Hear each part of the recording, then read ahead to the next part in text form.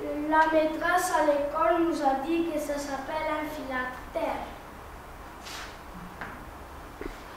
Eh oh, là-haut les enfants. Bonjour, je m'appelle Icar. Bonjour Icar, mais qui es-tu? Je me rappelle en 3e année dans la mythologie grecque, on a parlé d'Icar. C'est le fils de l'architecte athénien Dédale et d'une esclave crétoise. Dédale, son père, a eu l'idée pour fuir la Crète de fabriquer des ailes identiques à celles des oiseaux fabriquées avec de la cire et de plumes. Il a dit à son fils d'être prudent. Il lui avait interdit de s'approcher trop près de la mer à cause de l'humidité et du soleil à cause de la chaleur. Mais je me rappelle qu'Icar, brisé par le vol, oublie l'interdiction de son papa et prend en plus de l'altitude. La chaleur fait fondre sa cire, il meurt précipité. La mer où il est tombé s'appelle aujourd'hui la mer Icarienne. Eh oui, c'est exact.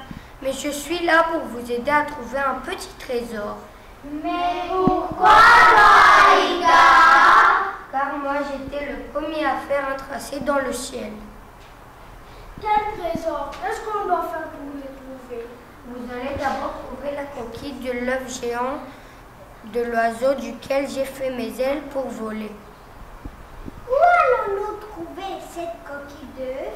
Regardez autour de vous et quand vous trouverez la coquille géante, examinez-la, regardez-la et vous allez trouver des rébus. Qu'est-ce que c'est un rébus? Nous à l'école, on fait des rébus pour trouver des mots et des phrases à partir d'images. On regarde les images et on essaie de trouver à quel mot elles correspondent. C'est très amusant. Regardez, j'ai trouvé l'œuf, il est grand. On va regarder à l'intérieur. C'est la coquille d'un œuf géant. On dirait l'œuf de l'autruche d'Afrique qui mesure 2,20 m et qui pèse 150 kg. C'est les plus gros oiseaux de la planète, donc ils pondent les plus gros œufs du monde, presque 2 kg. Katsana, tu penses que les ailes d'Icar étaient faites avec l'autruche d'Afrique? Mais qu'est-ce que tu racontes, Andrea? Icar était en Grèce et l'autruche était en Afrique. Il y a des milliers de kilomètres entre les deux pays. En Grèce, il y a des autres oiseaux. Et n'oublie pas, c'est la mythologie, une légende. Tu comprends, Andrea? En plus, l'autruche ne vole pas. À la Wikipédia, on a dit que l'autruche a la vitesse de 70 km/h. La coquille représente l'œuf qui symbolise la vie, la fécondité et la prospérité. C'est un trésor très différent des autres. Regardez une enveloppe. Qu'est-ce qu'il y a dans l'enveloppe? Attends, j'ouvre. Ah, je vois des cartes et des images. C'est peut-être le rebut dont parlait Icar. Il faut être attentif pour comprendre ce qu'Icar veut nous dire. Je vois une émoticône qui sourit et qui rit. Il y a la préposition pour et la conjugaison du verbe être. Et une image d'un chat qui semble être heureux au bord de la plage. Si on met tous ces mots ensemble, qu'est-ce qu'on peut trouver comme phrase? Alors on a rire, on a pour, on a être, et on va considérer que les chiens étaient heureux. J'ai trouvé rire pour être heureux. Pourquoi cette phrase est-elle si importante? Rire, c'est important pour être beau et joli et pour avoir des amis. Et j'entends très souvent les adultes qui disent que le rire, c'est un remède pour toutes les maladies. Qu'est-ce qu'il y a dans l'enveloppe? Tiens, regarde. Ah, et logogramme. Mais qu'est-ce que ça veut dire? Je ne comprends pas. Il y a des lettres ensemble qui sont associées. C'est la lettre V et la lettre Z. V comme vivre et Z comme Zoé. Vivre en français et en grec. Deux lettres de deux langues différentes associées. Un logogramme pour dire la même chose. Il y a la préposition un et il y a un colonne qui a dans La colombe symbolise la paix et l'olivière signifie la gloire. Si on essaie de faire une phrase avec le logogramme, la prospérité et les symboles de la colombe, on aura « vivre en paix ». C'est vraiment génial. Mais pourquoi cette phrase est un trésor? Car vivre veut dire ne pas avoir la guerre. Vivre en paix veut dire aussi avoir à manger et à boire, aller à l'école et parler librement. Tout cela pour être heureux. Donc, je résume. Pour être heureux, il faut vivre en paix et rire, ne pas trop difficile. Mais en réalité, on ne rit pas tous les jours. Et c'est vrai que dans certains pays et dans certaines familles, les enfants ne vivent pas toujours en paix.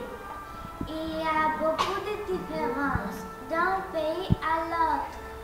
Ouvre l'enveloppe pour voir ce qu'il y a dedans. Il y a 3 images. Sur la première image, il y a 2 messieurs qui se disent bonjour avec leur chapeau. C'est comique. Il y a aussi un verre de lait et une image avec 3 enfants. Ils sont tous les 3 différents. Une petite fille aux yeux bleus, un garçon sur le fauteuil roulant et un petit garçon de peau de couleur. Tous les 3 très souriants. C'est un rébus. On va essayer de trouver ce que cela signifie. Alors, ces messieurs qui disent bonjour, c'est le mot respect. Les lait dans les verres, c'est l'article lait. Et les enfants qui sont tellement différents montrent les différences qui existent parmi nous tous. Alors, le livre qui est la réponse au rébus, c'est respecter les différences. Oui, je respecte mes amis qui sont différents de moi, car je ne veux pas être seule. Je veux avoir de vrais amis. Je respecte les différences, car on est tous égaux, on doit avoir les mêmes droits. Cette enveloppe est grande et il y a 3 catégories d'images différentes. À la première image, on voit un haut-parleur. La lettre A est juste à côté un haut-parleur. Et la lettre R. Mais qu'est-ce que cela veut dire, Irini? Sur l'image avec l'haut-parleur, on ne montre pas l'haut-parleur, mais il y a une flèche qui montre la voix qui sort du haut-parleur. Donc, c'est le mot voix qu'il faudra retenir pour trouver la réponse au rébus. Donc A plus voix plus R, le tout égale à voix, l'auxiliaire. La deuxième catégorie me semble plus difficile. Il y a la lettre K, les pronoms personnels il, elle et un point d'interrogation. Il manque les pronoms personnels on. Oui, c'est ça. Une lettre bizarre. Mais qu'est-ce que cela veut dire, mon bon Icare? Tu as une idée, Evini? Qu'est-ce que c'est cette lettre bizarre? Un rond avec une ligne verticale? C'est une lettre grecque, le phi, qui signifie l'infini.